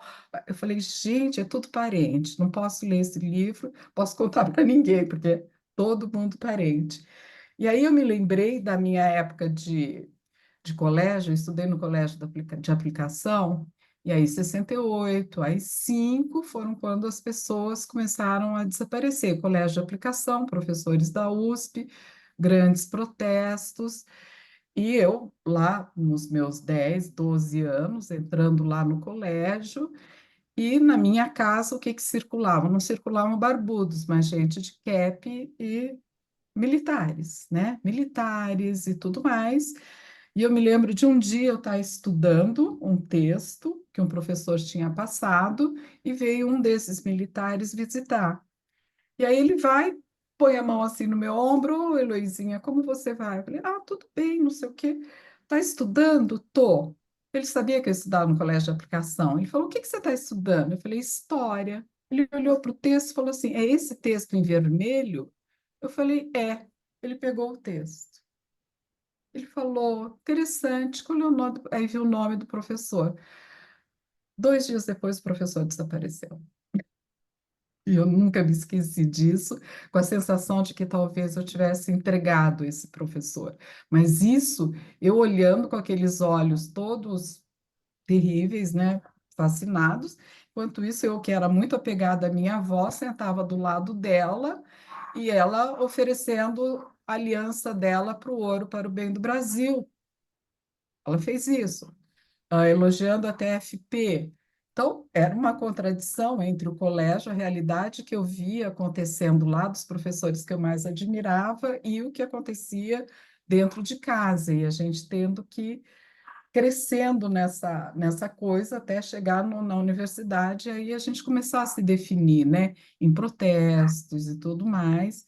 Quer dizer, o ano de 68, um ano que ainda eu não tinha idade para ir para a rua, mas foi terrível, que aí nasce o AI-5 e tudo mais. Então, eu vivi todos esses períodos, né, com altos e baixos, e a gente tentando se definir enquanto jovem adulta, enquanto entrando na universidade, que universitária que eu queria, que eu iria ser, ouvindo discursos de todos os lados, assistindo aula de educação moral e cívica na universidade. Eu tinha aula de educação moral e cívica. Então, assim, e aí eu me lembro, mas o que eu mais queria falar era do Costa Gravas, né? Eu acho que é uma coisa que não sei, uma das pessoas falou, acho que foi a Ana, que não se fazem mais filmes como antigamente, né? Quando você vê um filme lindíssimo, não estou dizendo que é lindíssimo, mas absolutamente suave não, mas que aborda um lado da ditadura, tá ali, né? A gente sabe que ela está de pano de fundo, mas não está. E você viu um Costa Gravas fazendo denúncias escancaradas, fazendo um sucesso fenomenal e sendo censurado no Brasil e todas aquelas coisas, sem querer entrar no coisa da política, mas que rumo que está acontecendo com o nosso cinema, né? Mas que bom, está começando, né? Está começando. Quem sabe a coisa floresce daí para frente, né? Mas o Costa Gravas, eu acho que é alguma coisa para vocês que são mais jovens, que não viveram a época do Costa Gravas, talvez assistir os filmes. Alguém mencionou Z, Eu me lembrei de outros, eu acho que é Terreno Sitiado, alguma coisa assim, que eu estava tentando me lembrar aqui do nome, que fala sobre as ditaduras da América Latina, uma série de outros filmes extremamente. Ele foi o diretor, eu acho que da minha juventude, que eu me lembro, que criou a nossa cabeça, né? Que é a coisa dos filmes, o poder da arte, né? De você, e eram filmes lindíssimos que nos traziam sensações e nos faziam emocionar, e não era para tomar um partido, nada disso, mas sem querer formou quase que uma geração aos que aderiram a isso, né? E a mesma geração dos que não aderiram e que a gente vê o resultado por aí atualmente da nossa política. Mas, basicamente, é isso. Eu queria agradecer muito a vocês por fazer a gente ver coisas, quer dizer, retornar, né, com outro olhar e ficar separando e fazer essas conexões enormes, essas idas e vindas, esses retornos, né, que faz a gente olhar a vida da gente como um filme quase, né, e como que a gente efetivamente, em cada fase, você é uma pessoa diferente, ou por viver coisas diferentes, você se transforma, e aí você é outra, outra e outra, né? É muito bom, só tenho a agradecer a vocês, né? Eu falo assim, quando eu falo que vai ter o grupo da confraria, aí todo mundo fala, "Ai, aquele grupo que você entende pouco", eu falo, é aquele que eu preciso pôr uma roupa especial para assistir, mas que sempre, nunca, nunca perco, né? Nunca perco, porque tem coisas que são muito difíceis, mas a gente vai ouvindo. Muito obrigada. Obrigada, Heloísa, bem-vinda, né? Falando aqui com a gente, é para parecer bacana te ouvir. É de fato eu acho que essa coisa do cinema, quando a gente começa a se identificar, né? Essa coisa da identificação que a gente tem, que faz com que a gente possa olhar para trás se, e dar uma, né? Fazer um déjà vu, analisar a nossa vida de forma diferente, e aí e ele faz. De novo, a gente cresce novamente, a gente volta para trás, a gente faz aquela menininha lá de trás, o adolescente lá de trás, e é sempre isso que o Chico está trazendo aqui para a gente, que é esse eterno retorno, né? Que é muito lindo, né? Esse ciclo que vai se repetindo, e é muito bom te ouvir. E lembrando que tem vários diretores maravilhosos, Bergman, né? Com essa história do cancelamento, agora nem se pode falar do Bergman, não pode falar do Bergman, porque também foi cancelado. Um monte de diretor entrou nessa malha fina de que, porque em função da vida pessoal que ficou misturada, né? Eu acho que é muito difícil lidar com isso. Hoje nem pode ser estudado. O Bergman não pode ser estudado mais, porque entrou nessa história de que a vida pessoal dele se misturou, enfim, é como se a gente não pudesse apreciar uma obra do Picasso também, que tem isso também, que não, em função da vida pessoal. É muito difícil isso, mas teve diretores maravilhosos, e, enfim, essa história do poder, esse ciclo do poder que se repete de uma forma indefinida, é do homem também, dele se apropriar, né? E de não dividir, e de não ter olhar para o outro. E o mais importante que eu acho é a gente resgatar a literatura. Não tenha medo da Clarice. A gente está lendo Paixão Segundo GH, Heloísa, e eu vou te falar que linda essa viagem que a gente está fazendo com as pessoas. Porque a gente está lendo tão devagarinho, tão aos poucos, vai pegando, parece um petiscozinho que a gente vai pegando, e é tão rico, não precisa ter medo. Eu também tinha, por GH, bom, que a Carla, a Casafilho, que trouxe a Paixão Segundo, eu falei assim, meu, isso não vai prestar, eu falei. Mas está linda essa travessia, está muito bonito, as pessoas estão trazendo coisas, e a gente está crescendo, que a Clarice faz a gente crescer sempre, e essa coisa de toda a história que a gente viveu, olhar, refazer essa história e trazer isso, não deixar que o passado se apague, isso é importante também, não deixar resgatar esse passado, porque nós somos o que vivemos, Uhum, de alguma forma, né? De hoje não tem, não existe, não, apaga, não tem, não, de onde vem, não se tem de onde vem, não tem identidade. Então acho importante isso da gente preservar isso, preservar uma boa literatura, o cinema, essa coisa que sensibiliza e que faz com que a nossa mente possa se abrir. Obrigada pela presença, pelo relato, pelo carinho aí, corajoso relato. Obrigada, Heloísa, bem-vinda. A gente está aqui com você. Não precisa entrar de armadura aqui, não, que a gente te abraça. Que também, às vezes eu me perco completamente também nesse processo, mas tem coisas que eu também me entendo, e aí a gente vai abrindo, vai respirando, a cabeça vai ventilando, e quando a gente vê, a gente está junto. É muito bacana isso. E vocês me fazem isso, né? Fazer essa travessia junto também. Obrigada pela presença, pelo carinho e pela história. Marli, bem-vinda, Marli. A palavra é Olá, sua agora. muito Bom te... obrigada. Muito obrigada. Eu fiz só um pequeno recorte, né, na fala de vocês e também das minhas percepções, e que eu vou abordar, que é a questão da escuta da criança, né? Vou resgatar um pouquinho aí do conto e do filme no aspecto infantil. Eu não assisti ao filme, mas eu vou me permitir, baseado nas falas de vocês, na síntese e na análise do que já surgiu. No final do filme, a criança se reconhece nos iguais, na roda, com os outros iguais. Parece que é o momento em que aquela criança se sente compreendida e pertencente. No conto também, somente ao final a criança se sente compreendida por um igual, que era o adolescente. Essa relação que eu estou fazendo, eu acho muito importante a gente abrir um espaço aqui para pensar no lugar que o adulto dá à escuta de uma criança. Eu vejo que cada vez mais os adultos estão perdendo a capacidade de escutar as crianças, seja na educação, seja os pais.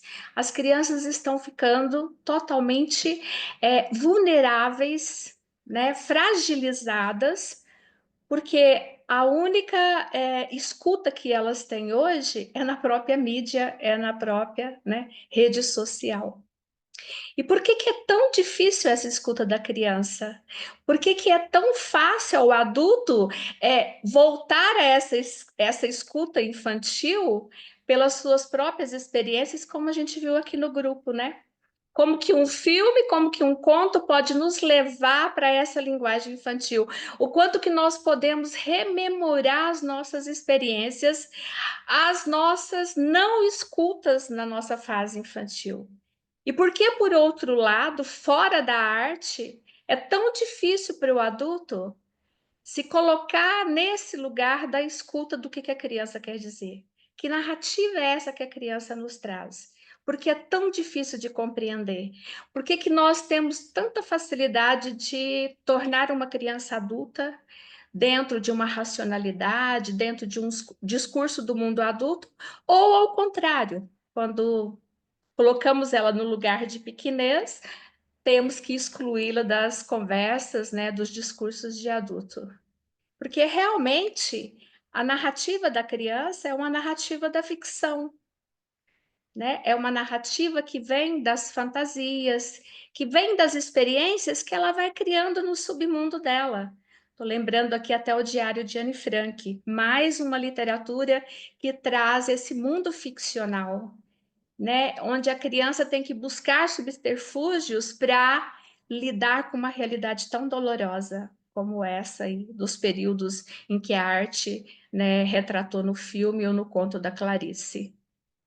Então, como que nós temos que nos instrumentalizar para dar uma veracidade a esse ficcional da criança, sem ofertar a essa criança de uma forma tão precoce um discurso, né, uma narrativa do mundo adulto para o qual ela não está preparada. Porque se ela amadurece antes, né, se ela incorpora esses discursos, essas narrativas do mundo adulto, obviamente é uma criança que ela vai ultrapassar algumas etapas necessárias no seu desenvolvimento. Então, os pais, os educadores, eles têm que pensar muito nesse lugar, né, dessa ficção. E como entender essas ficções? É somente ali na experiência, é somente escutando uma criança e não ofertando algo externo, mas trazendo junto com a criança essa linguagem dela para poder compreender. Só aí a gente vai podendo construir histórias com ela e ela vai se sentindo compreendida, né? Sem precisar de subterfúgios, de encontrar essa compreensão só entre os seus iguais, entre outras crianças e outros adolescentes. Então, eu vejo que tanto a cineasta quanto a Clarice, de uma forma camuflada, há uma denúncia a esse lugar infantil, né? Esse lugar da invisibilidade, esse lugar de que o adulto ele não consegue fazer essa escuta. E eu acho que o conto representou bem isso, e o filme também, pelo que vocês trouxeram. Então, é assim, só essa minha contribuição aqui, que eu acho que ninguém tinha abordado ainda e que eu achei interessante estar trazendo. Muito obrigada. Obrigada, Mari. Realmente é muito interessante o que você traz, né? E acho que os dois os dois debates aqui conversam muito, né? Com esse diálogo sobre escutar as crianças. E o que eu fui pensando também te ouvindo é o quanto também, né? Qual seria uma pergunta, né? Por que é tão difícil, né, para os adultos dar esse espaço para ouvir as crianças e explicar, poder entrar num diálogo com as crianças? E acho que tanto o filme quanto o conto mostram que a criança normalmente traz as questões e os comentários mais difíceis, né, de serem escutados e Sim, respondidos, porque é um jeito muito direto, né? É um pouco o que o Chico estava dizendo, né? É pura sensação. E as crianças traduzem isso de uma forma que o adulto ele tem muitas resistências, né? Para falar sobre sim, sensações, sentimentos, para ser mais claro, mais direto, né? Tanto que os pais diziam o tempo todo no filme, depois a gente fala sobre isso, ainda não está na hora de você ouvir. E o que eu acho que é muito bonita em uma das cenas, na cena final, que a mãe vê que a filha está escutando um diálogo bem difícil dela com uma mãe que realiza um aborto, e ela percebe, parece que a filha está conseguindo acompanhar, né? Que tem algo ali acontecendo com a filha que não entra nesse registro do trauma, né? De algo que vem com uma informação que ela não consegue elaborar, mas ela parece que vai se aproximando, tanto que a mãe consegue falar sobre isso com ela depois, ela explica o que é o aborto, né? Mas normalmente a resistência dos adultos é muito maior, né, do que as crianças, né? A criança acaba desnudando muito o adulto sim, e remetendo um pouco isso que você está dizendo, né? A criança interior dos adultos também, né? Que sim. vai tendo tanto. Esbarra na, desculpa, esbarra na própria angústia do adulto, né? Nesse medo. Por isso que eu fiz aquela associação. Às vezes, para nós adultos, fica até permissível nos identificarmos num conto, num filme. A gente se permite entrar nesse núcleo angustiante quando nós estamos diante da arte. Mas se a gente pensa nesse mundo ficcional que também é nosso, que povoa todos os nossos medos, todos os nossos fantasmas, todas as nossas angústias, né? Se enfrentássemos isso de frente, sem máscaras, que eu acho que a Clarice traz a questão da máscara na fala da criança, né? A criança colocou máscara nos adultos, ela não colocou a máscara nela, a criança, mas é o adulto mascarado. Então, se os pais, se os educadores fossem capazes de tirar essa máscara e entrar nesse mundo dos seus fantasmas, dos seus medos, das suas angústias, né, poderia lidar com essa narrativa ficcional infantil, né? E não ter medo e poder favorecer o desenvolvimento da criança. E normalmente a gente faz o contrário, a gente entrega a criança para a realidade. Fico pensando até no lugar do pedófilo. Por que ele atrai tantas crianças, né? Porque ele vem com essa linguagem do mundo ficcional. O que ele vem propondo para a criança é exatamente aquilo que está na carência dela. Então, às vezes, capturar uma criança, um pedófilo consegue muito mais do que os próprios pais. E aí eu fiquei pensando, te ouvindo também, que tem um tema no filme que acho que ninguém comentou ainda, que é um pouco essa diferença entre os sexos, né? Que a amiga não sabia que o homem, né, tem um órgão diferente, né? E ela fica, quando ela vê o pai, né, aquela cena do pai se trocando, e aí e a mãe diz, não, é porque você tem um irmão, então você sempre conviveu, né, com essa realidade dessas diferenças. E o irmão tem até uma fala que ele diz, é porque as meninas tiraram pipi, né? As meninas foram castradas, né? Se a gente pensar. Isso é totalmente freudiano, né? Pensando um pouco como as crianças vão entendendo essas diferenças, né? Por que que um corpo é diferente do outro, e Sim. qual que é a lógica, né? Da construção, né? De como é lidar também com a diferença. É muito interessante. Mas obrigada. E só para amarrar aí, não estendendo muito, né? Falando de psi para psi, né? Como que o mundo de hoje ele está tentando, né, retirar essa questão da diferença sexual e trazer a diversidade no lugar, né? E o quanto que faz falta para os educadores, para os pais, para os profissionais que atendem criança, né, persistir nessa compreensão da diferença sexual, porque é ela que nos constitui, né? É essa diferença, e não essa diversidade que querem implantar e que leva a um mundo tão ambivalente, com tanta bivalência, com tantos ataques, com tanta agressividade, porque justamente está retirando esse lugar do diferente. Nós somos diferentes, nós nos constituímos psiquicamente diferentes, né? De forma diferente, o homem e a mulher. E é muito importante tudo isso. Mas já falei demais. Muito obrigada. Obrigada a você, Maria. Acho que esse é um tema bem delicado, né, da gente pensar nessas diferenças, né, sobre orientações, sobre identidade, né, sobre como uma pessoa se identifica. Mas, sem dúvida, acho que tem algo que nos constitui, que são as diferenças, né? A gente não consegue nunca ser igual enfim, de uma forma total, né? A gente, o ser humano ele é muito complexo, né? Isso não entra só na questão do gênero, mas também sobre, né, os pensamentos, sobre a forma de se colocar, sobre a forma de se entender. Mas eu acho que é muito justo também, né? A pessoa também procurar aquilo que faz mais sentido para ela, que ela se identifica Sim. mais. É uma questão também muito. Mas sem anular, né, essas diferenças. Mas obrigada, Madri, que bom estar aqui. Imagina, eu que agradeço. Obrigada, Marli. Obrigada pela presença, pela fala. Importante também a relação que ela tem com a amiga. É importante também o susto que a menina leva de chegar numa casa completamente diferente, né? São tribos que se dividem, né? É uma coisa impressionante, mas é muito bom. Ela traz toda essa coisa do diferente. E eu lembrei de um filme. Ai, caramba, que os filhos brigam. Ai, agora não vou lembrar.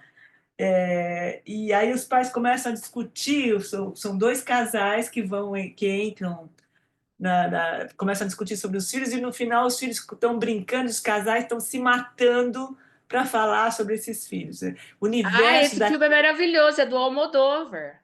Não é Almodóvar. Não? Não, depois eu lembro, não é Almodóvar. Nossa, é o cara que fez. Não, eu já vou lembrar. Mas é excelente, justamente por isso, porque as crianças se entendem. Aquela cena da diretoria. É perfeito esse filme. A cena da diretoria. Aliás, nem trouxemos para cá, é um filme que eu tenho que trazer. É um diretor também que foi condenado a não sair mais da casa dele. Polanski, é do Polanski. Polanski, eu tô misturando. Depois já lembro o nome do filme, que é maravilhoso, que também está condenado a não sair, não pode falar, não pode, enfim. Sim. Mas é maravilhoso porque esse universo, as crianças acabam se entendendo de outra forma, os adultos têm essa coisa, esse mecanismo, essa agressividade que é do ser humano, né? Que faz parte do ser humano. Já trabalhei esse filme, ele é realmente sensacional. Muito bom. Mas obrigada, Marli, pela presença. Agora eu vou passar Obrigada. a palavra. Obrigada. Eu vou passar a palavra para a Aninha. Chico, eu já passo para você. Deixa eu só passar para a Ana e depois eu passo para você.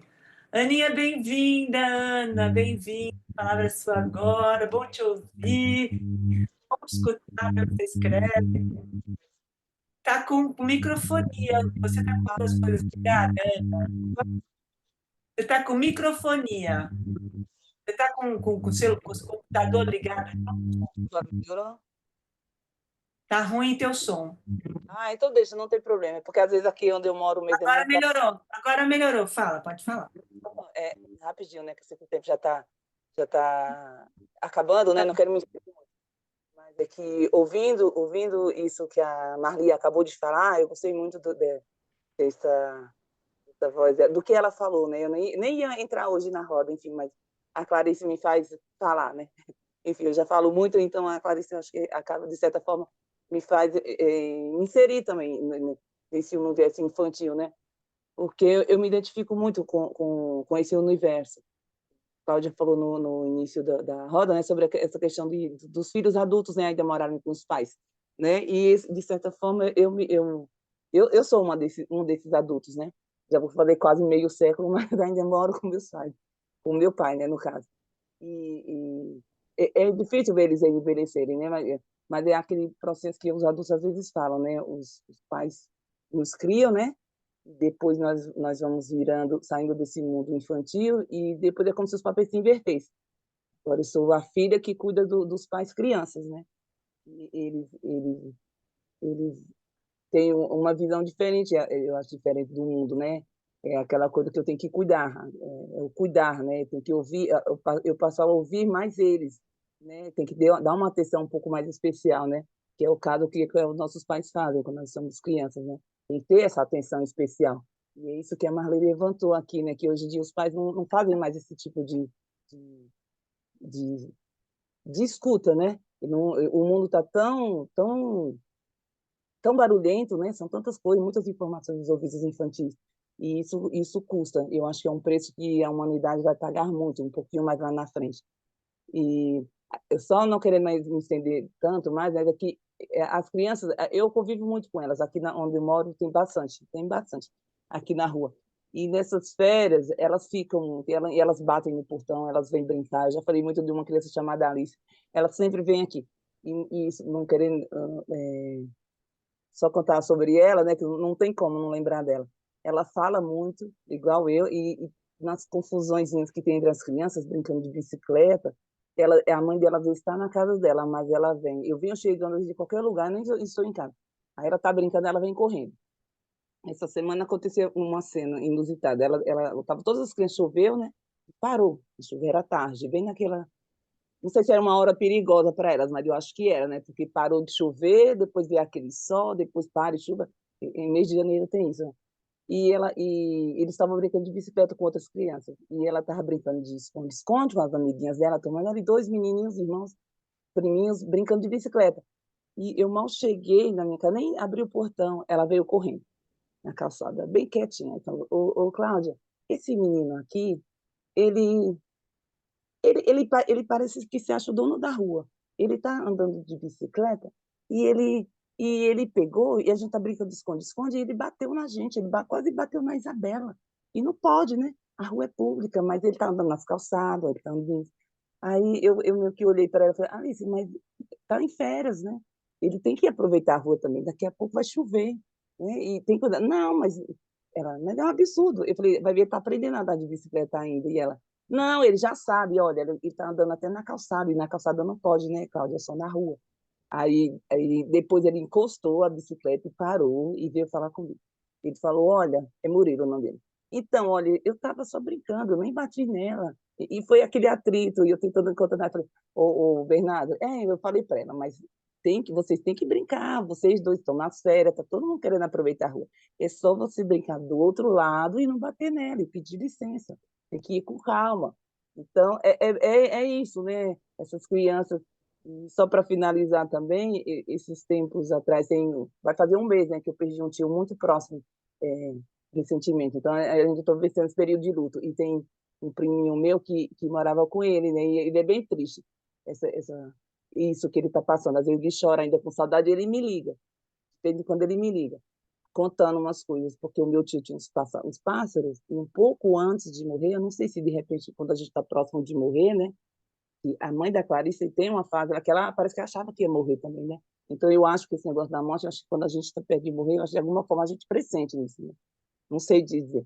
Mas o meu tio, ele meio que pressentiu mesmo, porque no dia que ele faleceu, o Matheus passou aqui, ele me falou, Cláudia, o meu tio, ele estava bem preocupado, ele tem 10 anos, ele falou, ô Cláudia, o meu tio, ele falou que sou eu que tenho que cuidar dos passarinhos dele, quando ele morrer.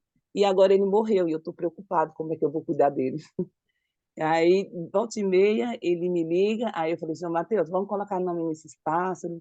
Aí ele foi colocando nome nos pássaros, e ele foi meio que esquecendo um pouco. E a família dele nem gostava muito dele, porque atrapalhava um pouco os pássaros. Meu tio trouxe alguns para meu pai, para o irmão dele.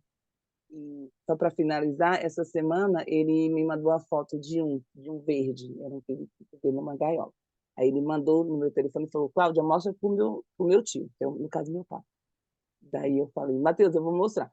Mas foi você que pegou, né? Que ele, às vezes, ele falou, não, eu não tenho essa sorte de ter uma gaiola de ferro e não tive a sorte 2 vezes de pegar um pássaro, justo um periquito, ele é um pouco mais difícil, né? Aí eu falei, aí ele falou, foi minha avó que me deu. Também é aquela coisa, quando é esse adulto, você tem que abrir mão, né? Porque os pássaros do meu tio, no caso do irmão, atrapalhavam um pouco lá o quintal, e às vezes tinha aquele atrito. Então, diminui um pouco o pássaro, né? Era uma paixão que o meu tio tinha. E agora ele, de certa forma, passou, né? Como se o sobrinho está continuando, né? O que ele deixou. E a irmã, a mãe, tu está continuando, está respeitando, né? O desejo dele de ter deixado ele cuidar, né? Então a preocupação dele já está diminuindo aos poucos, ele já está encontrando uma alegria, né? Nessa continuação e nessa missão que ele ficou de cuidar dos pássaros. Eu só ainda a gente ainda não escolheu um nome para o pássaro novo, mas em breve a gente vai voltar essa discussão e vamos pôr um nome no pássaro. Bom, é isso. Muito obrigada a todos, é muito bom estar aqui mesmo. E é algo que eu sempre falo, porque o sábado mesmo, realmente, como a Clarice falava, que é a rosa da semana, a confraria é a nossa rosa da semana mesmo. Então, nós somos as rosas da Clarice, né? Esse mundo, o universo clariciano que a gente está atravessando agora em janeiro é muito bom. E muito obrigada, Cláudia, Carla e a todos vocês por compartilhar conosco essas histórias, né? E é maravilhoso poder ouvir com cada uma de vocês e a gente acaba aprendendo, né? E descobrindo e voltando à infância, indo mais além na vida adulta antes de chegar. E é isso. Obrigada. Obrigada, Aninha. Acho que você também está trazendo, né, situações de poder conversar com as crianças, né? Ouvir as crianças, diálogos com as crianças. E sem dúvida, né? Pensar como também trazer esse tema da morte, da finitude, né? Dentro do universo infantil. É algo que está sempre nos circulando e desafiando também os adultos, né? Acho que a criança ela aponta muitos desafios também para os adultos. Mas obrigada por compartilhar também essas histórias, né? Também da sua experiência na rua com as crianças, né? E pensar um pouco isso, né? Que as crianças também são de todos nós, né? Dentro de uma comunidade, né? Não é só para ter uma filiação direta, né? São as nossas crianças de alguma forma também. Obrigada, a gente está Né? Quem fala, obrigada. Obrigada por você. E vou passar para o Chico, então, para a gente finalizando a roda. Oi, eu vou ser breve, até por causa da hora também, mas é porque a Marli fez uma citação de que isso não estou fazendo ping-pong, não, é só chamando a atenção para o tema, tá? A questão do ouvir que não foi falado. Na realidade, a contemplação ativa é o ouvir e ver, é o ver e ouvir. E aí, veja bem, é claro que isso aí está lá no meu trabalho, é só ler o texto, tá? Não é muito desenvolvido. Mas veja bem, por que a criança, ou as crianças, né? Por que não se ouve as crianças? E aí, é claro, eu vou fazer uma colocação minha. Nós não ouvimos as crianças porque nós não nos ouvimos. Nós vivemos numa sociedade do sensório-motor. O que é uma sociedade sensório-motor? Tudo para nós é ação, é produção, é utilidade, né? Até a meditação, que é algo fantástico, ela virou também uma utilidade, né? Uma coisa funcional. Então, é claro, eu estou colocando aqui a minha opinião. Então, e isso nesse filme foi belíssimo, porque a Ana nos dá, eu não gosto dessa palavra que eu vou dizer não, porque ela é muito moralista, mas vamos lá. A Ana nos dá uma grande lição de vida, porque ela não está no mundo só fazendo coisas, providenciando coisas, reagindo ao mundo, seja ele de adulto ou seja de criança, mas ela se permitiu, em vários momentos da sua vida, a contemplar. Chama-se contemplação ativa, não é a contemplação da meditação. E, para terminar, eu sou tão enjoado com essa questão da sensação, mas tão enjoado, e aí, falando para a Heloísa, complementando uma coisa que a Heloísa falou que eu amei, eu me nego a ler a sinopse do filme antes de ver o filme. Eu primeiro vejo o filme, eu me entrego às sensações. Mas, Chico, se o filme for uma porcaria, e se o filme estiver te causando mais-estar, eu paro de ver. Eu interrompo. Mas eu não quero saber antecipadamente o que eu vou ver. Aí sim, Heloísa, depois eu vou para a sinopse, eu assisto 2 a 3 vezes, que é o que você falou, eu achei fantástico, porque aí a minha percepção é outra e a minha sensação já está implantada, e vou ver os críticos o que eles dizem. Tá? Muito obrigado, e era isso só que eu queria colocar. Chico, obrigada pela presença, essa coisa de saber ouvir e saber se ouvir. A gente está se perdendo nesse mundo virtual aí que ninguém mais se conecta de forma nenhuma, a não ser com uma telinha na frente. Que não é o caso aqui, que a gente está com essa tela, acho que essa tela é tão benéfica, mas quando eu vejo as pessoas não conversam, não se falam, não... e as crianças estão completamente... Você só cala uma criança com uma tela na mão, seja qual for, é uma coisa de maluco. Mas, enfim, esse respiro, essa saída, a literatura, o cinema, essa escuta, esse olhar para o outro é fundamental, né? E esse poder se dar as mãos e fazer um mundo diferente é tudo de lindo. Então, eu queria agradecer a presença de vocês. E o próximo filme, o próximo conto, a gente está aqui numa discussão ainda. Não vai ser agora, acho que na segunda-feira já vai estar, nem vou falar qual é ainda, mas que a gente ainda está escolhendo, tem 2 na briga aqui. E a gente já passa para vocês. Queria agradecer pelo carinho, Chico, Aninha, Heloísa, Casa Frida, participação linda, Margarida, Maria Augusta, Daniele, obrigada, Marli, Alice também, Maria Antonieta, querida, obrigada, Euclides, não te ouvi hoje, obrigada pela presença, Cristina, a Lúcia, que postou um texto maravilhoso, coloquem no site, participem do Instagram também, e uma obrigada pela presença, Elizabeth, obrigada, Terezinha, não sei se foi, Stefanelli, gente, obrigada, um beijo para vocês. Ana Cristina, você não bata cartão, por favor. Todo mundo esperando. E todo mundo, gente, as falas são ótimas, é isso que faz a roda girar, ciranda, essa coisa gostosa de a gente poder se ouvir, discutir, né? E viajar nesses outros, no universo de cada um de vocês. Isso é muito lindo, saber escutar também. Obrigada, gente. Obrigada pelo carinho. Cristina, obrigada.